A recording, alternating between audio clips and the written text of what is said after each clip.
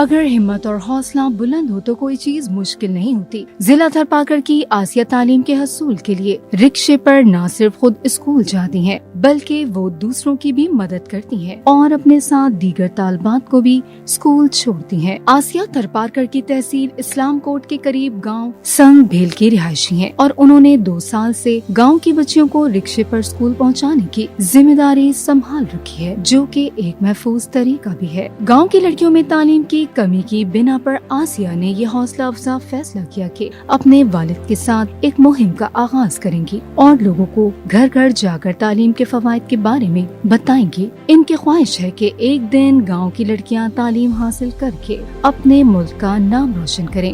آسیہ خود ڈاکٹر بننا چاہتی ہیں کیونکہ ان کا ماننا ہے کہ ان کے گاؤں میں ڈاکٹروں کی کمی ہے، لہٰذا وہ یہ پیشہ اپنا کر اپنے لوگوں کی خدمت کرنا چاہتی ہیں۔